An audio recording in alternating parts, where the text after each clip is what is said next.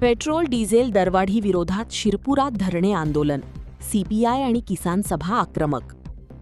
Petrol diesel LPG gas आणि सीएनजीच्या वाढत्या दरांविरोधात शिरपूरमध्ये भारतीय कम्युनिस्ट पक्ष आणि किसान सभेच्या वतीने सोमवारी तीव्र आंदोलन करण्यात आले. प्रांताधिकारी कार्यालयाबाहेर धरणे आंदोलन करत आंदोलकांनी केंद्र सरकारच्या धोरणांविरोधात जोरदार घोषणाबाजी केली. भारतीय कम्युनिस्ट पक्ष आणि किसान सभेने पुकारलेल्या राज्यव्यापी आंदोलनाचा भाग म्हणून शिरपूर येथे झालेल्या या धरणे आंदोलनानंतर प्रांताधिकारी डॉक्टर शरद मंडलिक यांना निवेदन देण्यात आले. पेट्रोलियम पदार्थांच्या सातत्याने वाढणाऱ्या किमतींचा सर्वाधिक फटका शेतकरी, शेतमजूर, कामगार आणि सर्वसामान्य नागरिकांना बसत असल्याचा आरोप यावेळी करण्यात आला. आंदोलकांनी सांगितले की डिझेलच्या वाढत्या दरांमुळे शेती मशागतीचा खर्च मोठ्या प्रमाणात वाढला असून ट्रॅक्टर आणि कृषी यंत्रसामग्री चालविणे शेतकऱ्यांना परवडेनासे झाले आहे.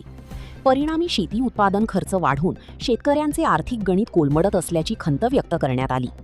तसेच पेट्रोल, डिझेल, गॅस आणि सीएनजीच्या पुरवठ्यात कृत्रिम टंचाई निर्माण करून दरवाढीचे धोरण राबविले जात असल्याचा आरोप किसान सभेने केला. वाढत्या महागाईमुळे सर्वसामान्यांचे जीवनमान खालावत असून घरगुती खर्चाचा ताळमेळ बसविणे कठीण झाले असल्याचेही निवेदनात नमूद करण्यात आले. पेट्रोल, डिझेल, गॅस आणि सीएनजीचे वाढलेले दर तात्काळ मागे घेऊन ते पूर्ववत करावेत अशी मागणी आंदोलकांनी केली आहे.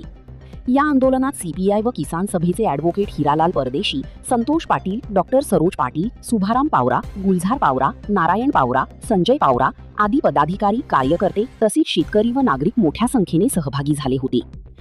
राज्यामध्ये भारतीय कम्युनिस्ट पक्ष व महाराष्ट्र राज्य किसान सभेने निर्णय घेतल्याप्रमाणे संपूर्ण राज्यात तहसील कार्यालय, प्रांत कार्यालय व जिल्हाधिकारी कार्यालय यांच्यामार्फत केंद्र सरकारला निवेदन पाठवून या संपूर्ण देशामध्ये पेट्रोल, डिझेल आणि गॅसची टंचाई झालेली आहे. त्यामुळेच लोकांचे जनजीवन जगणं मुश्किल झालेलं आहे. या नरेंद्र मोदी सरकारने 5 राज्यांच्या निवडणुकापूर्वी असं सांगितलं होतं की सर्व देशामध्ये कुठलीच टंचाई निर्माण होणार नाही, आलबेल राहील.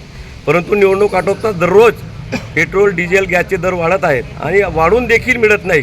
शेतकऱ्यांचे कामामध्ये खोळंबा निर्माण झालेला आहे. शेतकऱ्यांना ट्रॅक्टरसाठी डिझेल मिळत नाही, म्हणून त्यामुळे शेतकऱ्यांच्या कामाचं ट्रॅक्टरवाल्यांनी त्यांचे ट्रॅक्टर दारावर उभे आहेत आणि अक्षरशः काही पंपांवर डिझेलसाठी मारामाऱ्या होत आहेत.